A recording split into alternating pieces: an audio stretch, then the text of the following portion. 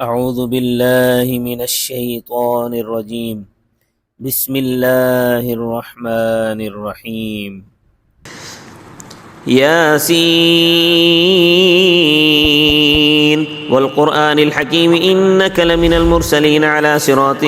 مستقيم تنزيل العزيز الرحيم لتنذر قوما ما أنذر آباؤهم فهم غافلون لقد حق القول على أكثرهم فهم لا يؤمنون إنا جعلنا في أعناقهم أغلالا فهي إلى الأذقان فهم مقمحون وجعلنا من بين أيديهم سدا ومن خلفهم سدا فأغشيناهم فهم لا يبصرون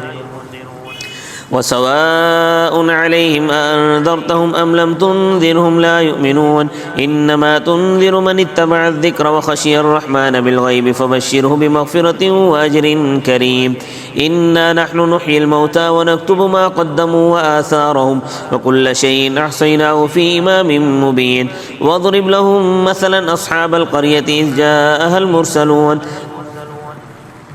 إذ أرسلنا إليهم اثنين فكذبوهما فعززنا بثالث فقالوا إنا إليكم مرسلون قالوا ما أنتم إلا بشر مثلنا وما أنزل الرحمن من شيء إن أنتم إلا تكذبون قالوا ربنا يعلم إنا إليكم لمرسلون وما علينا إلا البلاغ المبين قالوا إنا تطيرنا بكم لئن لم تنتهوا لنرجمنكم وليمسنكم منا عذاب أليم قالوا طائركم معكم أئن ذكرتم بل أنتم قوم مسرفون وجاء من أقصى المدينة رجل يسعى قال يا قوم اتبعوا المرسلين اتبعوا من لا يسألكم أجرا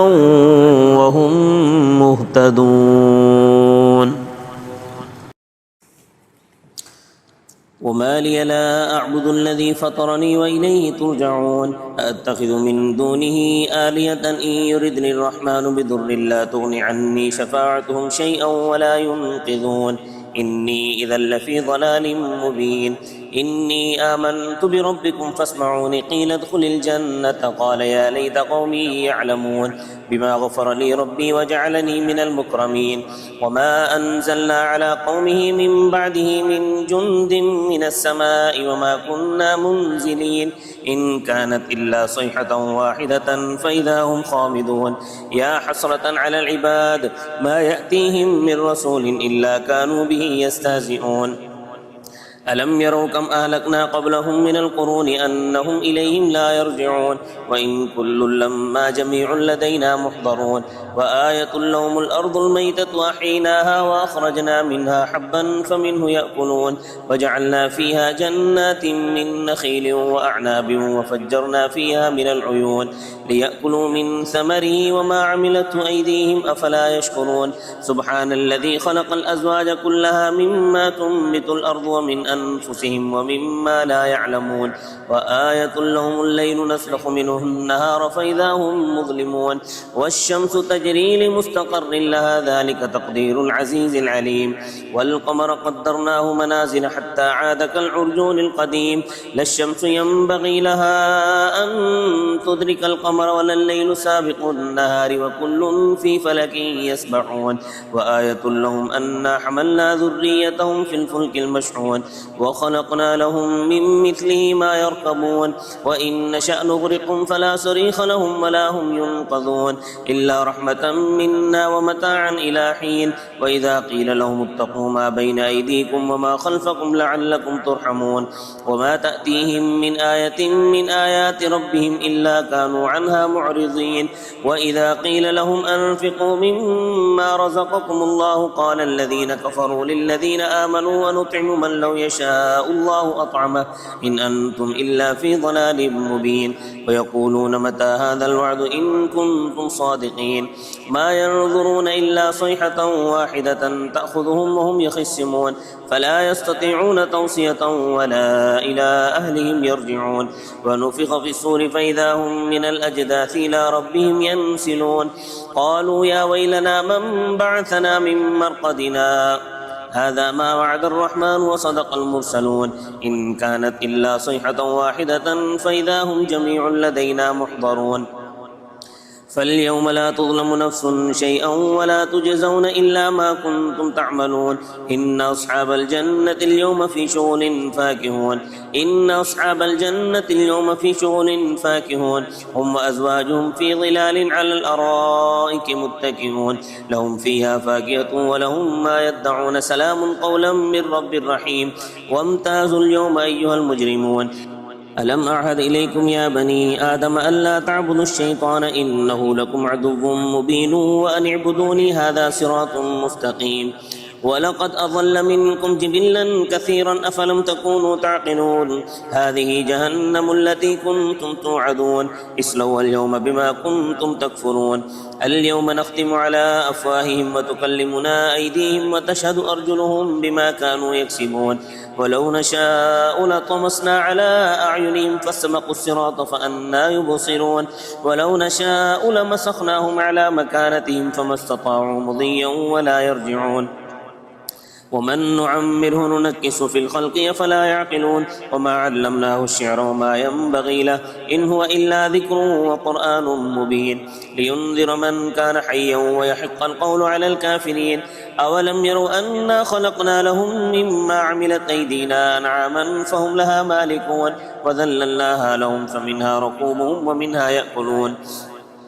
ولهم فيها منافع ومشارب أفلا يشكرون واتخذوا من دون الله آلهة لعلهم ينصرون لا يستطيعون نصرهم وهم لهم جند محضرون فلا يحزنك قولهم إنا نعلم ما يسرون وما يعلنون أولم ير الإنسان أنا خلقناه من نطفة فإذا هو خصيم مبين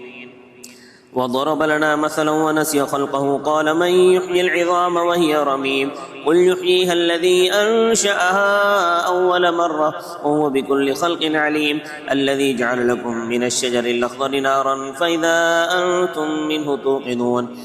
أوليس الذي خلق السماوات والأرض بقادر على أن يخلق مثلهم بلى وهو الخلاق العليم إنما أمره إذا أراد شيئا أن يقول له كن فيكون فسبحان الذي بيده ملكوت كل شيء وإليه ترجعون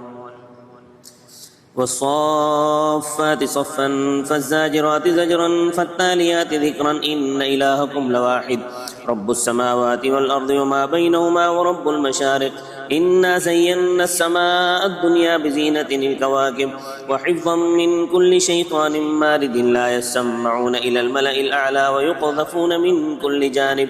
دحورا ولهم عذاب واصب إلا من خطف الخطفة فأتبعه شهاب ثاقب فاستفتهم أهم أشد خلقا أم من خلقنا إنا خلقناهم من طين لازب بل عجبت ويسخرون وإذا ذكروا لا يذكرون وإذا رأوا آية يستسخرون فقالوا إن هذا إلا سحر مبين أئذا متنا وكنا ترابا وعظاما أئنا لمبعوثون وآباؤنا الأولون قل نعم وأنتم داخرون فإنما هي زجرة واحدة فإذا هم ينظرون وقالوا يا ويلنا هذا يوم الدين هذا يوم الفصل الذي كنتم به تكذبون احشروا الذين ظلموا وأزواجهم وما كانوا يعبدون احشروا الذين ظلموا وأزواجهم وما كانوا يعبدون من دون الله فهدوهم إلى صراط الجحيم وقفوهم إنهم مسؤولون ما لكم لا تناصرون بل هم اليوم مستسلمون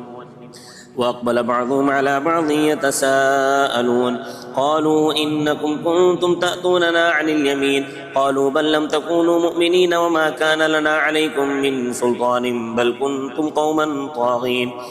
فحق علينا قول ربنا إنا لذائقون فأغويناكم إنا كنا غاوين فإنهم يومئذ في العذاب مشتركون إنا كذلك نفعل بالمجرمين إنهم كانوا إذا قيل لهم لا إله إلا الله يستكبرون ويقولون أئنا لتاركوا آلهتنا لشاعر مجنون ويقولون أئنا لتاركوا آلهتنا لشاعر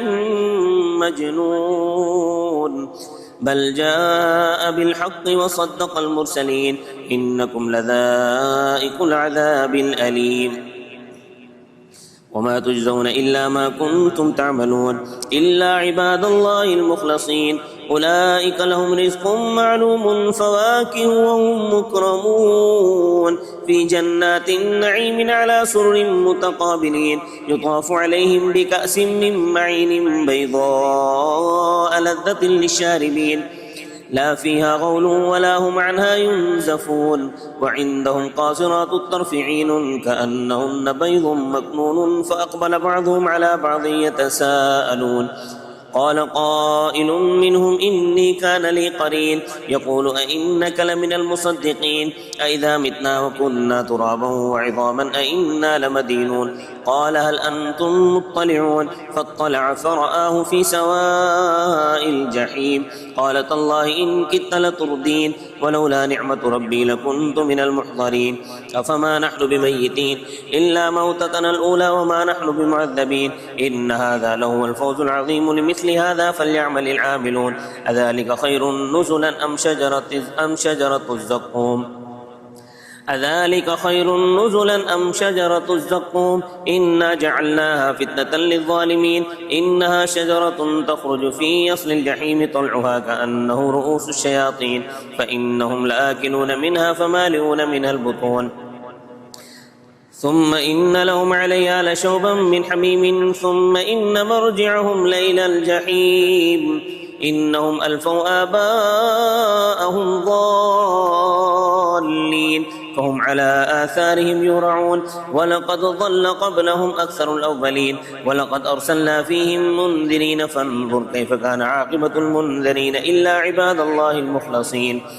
ولقد نادانا نوح فلنعم المجيبون ونجيناه وأهله من الكرب العظيم وجعلنا ذريته هم الباقين وتركنا عليه في الآخرين سلام على نوح في العالمين إنا كذلك نجزي المحسنين إنه من عبادنا المؤمنين ثم أغرقنا الآخرين وإن من شيعته لإبراهيم إذ جاء ربه بقلب سليم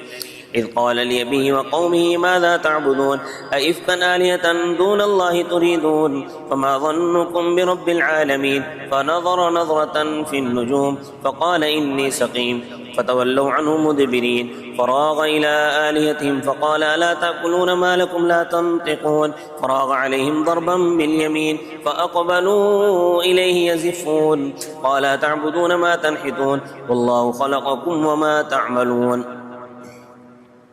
قالوا ابنوا له بنيانا فألقوه في الجحيم فأرادوا به كيدا فجعلناهم الأسفلين وقال إني ذاهب إلى ربي سيهدين رب هب لي من الصالحين فبشرناه بغلام حليم فلما بلغ معه السعي قال يا بني إني أرى في المنام أني أذبحك فانظر ماذا ترى قال يا أبت افعل ما تؤمر ستجدني إن شاء الله من الصابرين فلما أسلما وتله للجبين وناديناه أن يا إبراهيم قد صدقت الرؤيا إنا كذلك نجزي المحسنين إن هذا لهو البلاء المبين وفديناه بذبح عظيم وتركنا عليه في الآخرين سلام على إبراهيم كذلك نجزي المحسنين إنه من عبادنا المؤمنين وبشرناه بإسحاق نبيا من الصالحين وباركنا عليه وعلى إسحاق ومن ذريتهما محسن وظالم لنفسه مبين ولقد مننا على موسى وهارون ونجيناهما وقومهما من الكرب العظيم ونصرناهم فكانوا هم الغالبين وآتيناهما الكتاب المستبين وهديناهما الصراط المستقيم وتركنا عليهما في الآخرين سلام على موسى وهارون إنا كذلك نجزي المحسنين إنهما من عبادنا المؤمنين وإن إلياس لمن المرسلين إذ قال لقومه ألا تتقون أتدعون بعلا وتذرون أحسن الخالقين الله ربكم ورب آبائكم الأولين فكذبوه فإنهم لمحضرون إلا عباد الله المخلصين وتركنا عليه في الآخرين سلام على الياسين إنا كذلك نجزي المحسنين إنه من عبادنا المؤمنين وإن لوطا لمن المرسلين إذ نجيناه وأهله أجمعين إلا عجوزا في الغابرين ثم دمرنا الآخرين وإنكم لتمرون عليهم مصبحين وبالليل فلا تعقلون وإن يونس لمن المرسلين إذ أبق إلى الفلك المشحون فساهم فكان من المدحضين فالتقمه الحوت وهو مليم فلولا أنه كان من المسبحين للبث في بطنه إلى يوم يبعثون فنبذناه بالعراء وهو سقيم وأنبتنا عليه شجرة من يقطين وأرسلناه إلى 100,000 أو يزيدون فآمنوا فمتعناهم إلى حين فاستفتهم ألربك البنات ولهم البنون أم خلقنا الملائكة إناثا وهم شاهدون ألا إنهم من إفكهم ليقولون ولد الله وإنهم لكاذبون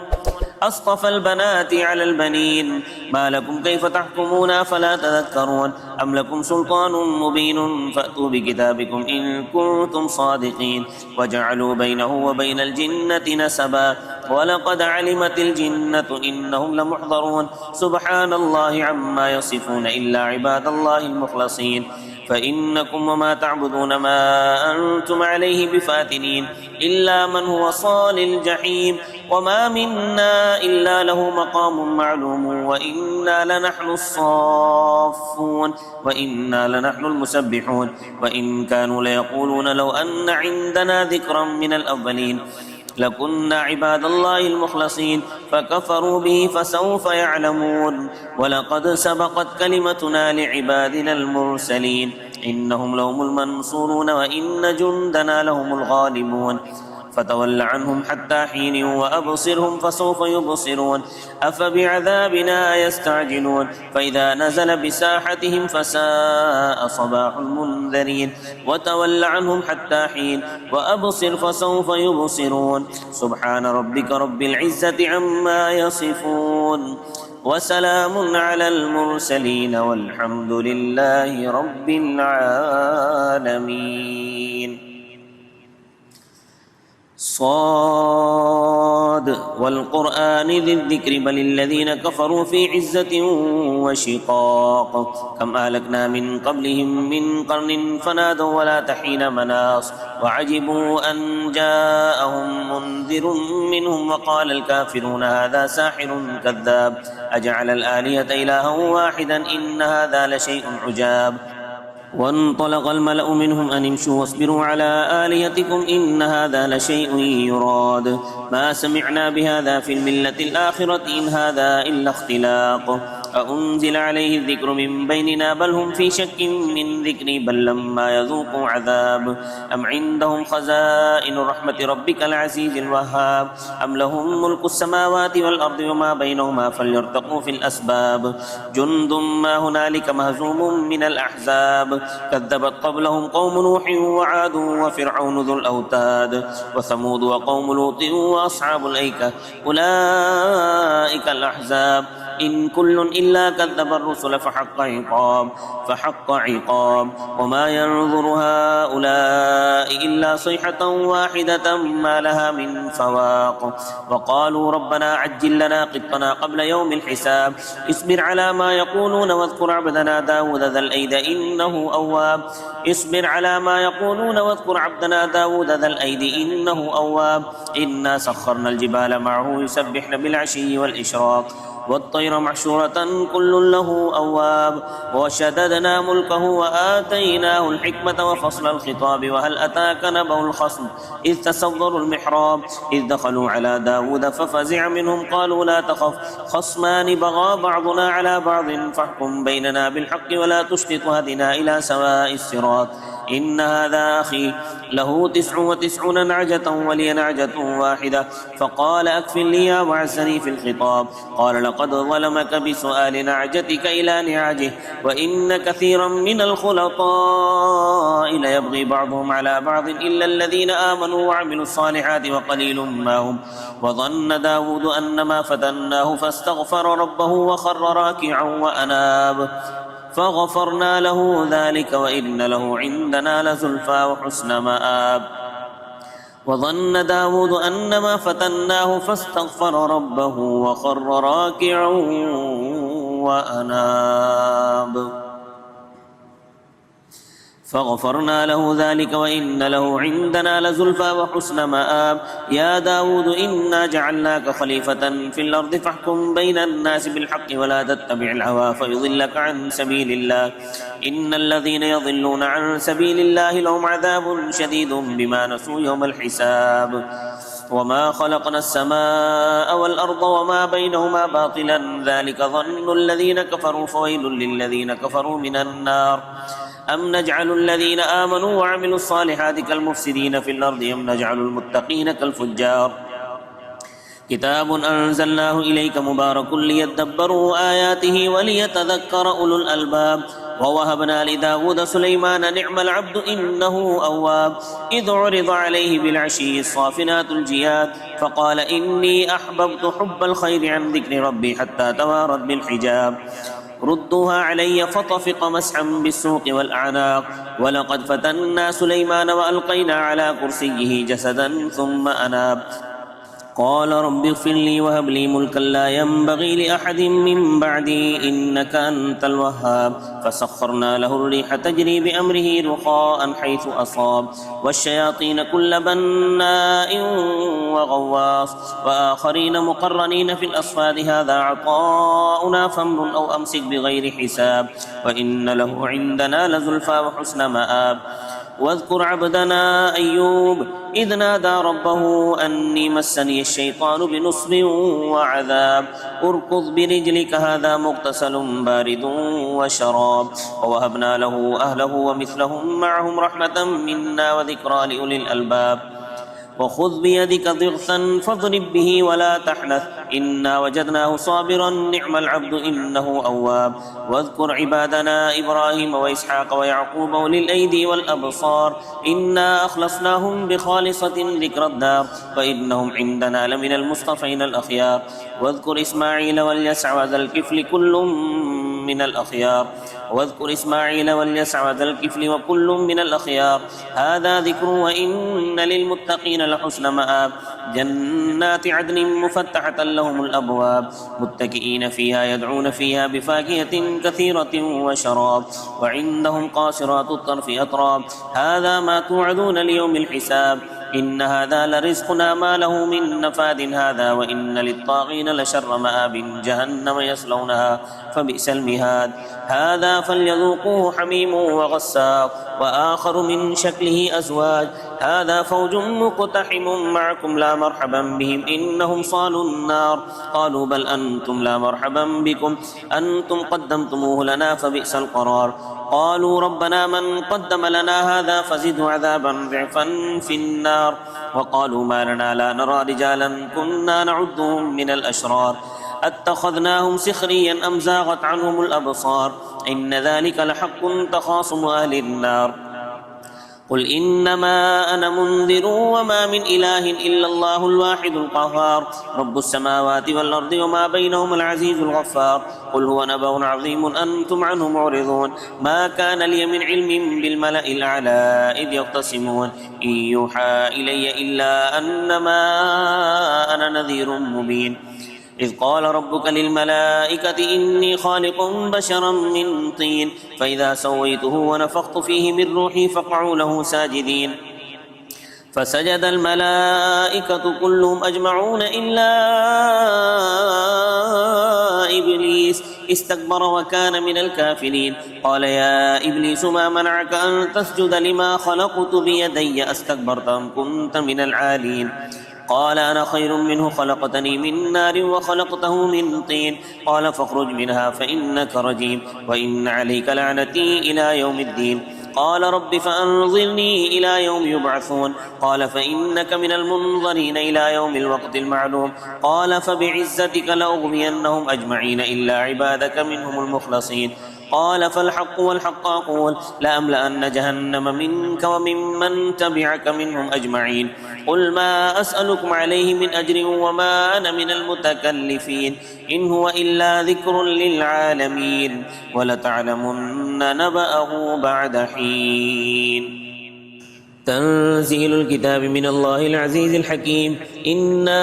أنزلنا إليك الكتاب بالحق فاعبد الله مخلصا له الدين ألا لله الدين الخالص والذين اتخذوا من دونه أولياء ما نعبدهم إلا ليقربونا إلى الله زلفى إن الله يحكم بينهم فيما هم فيه يختلفون إن الله لا يهدي من هو كاذب كفار. لو أراد الله أن يتخذ ولدا لاصطفى مما يخلق ما يشاء سبحانه هو الله الواحد القهار.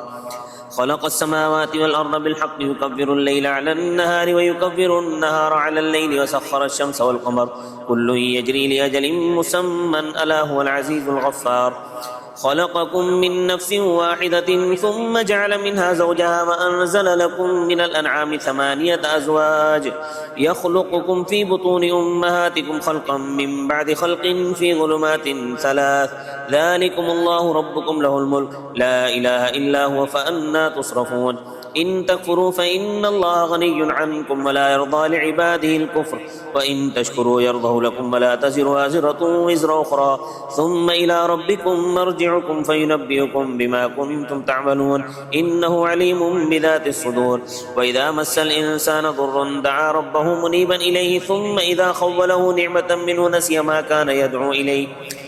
كان يدعو إليه من قبل وجعل لله أندادا ليضل عن سبيله قل تمتع بكفرك قليلا إنك من أصحاب النار. أمن هو قانت آناء الليل ساجدا وقائما يحذر الآخرة ويرجو رحمة ربه قل هل يستوي الذين يعلمون والذين لا يعلمون إنما يتذكر أولو الألباب. قل يا عبادي الذين آمنوا اتقوا ربكم للذين أحسنوا في هذه الدنيا حسنة وأرض الله واسعة وأرض الله واسعة إنما يوفى الصابرون أجرهم بغير حساب. قل إني أمرت أن أعبد الله مخلصا له الدين وأمرت لأن أكون أول المسلمين.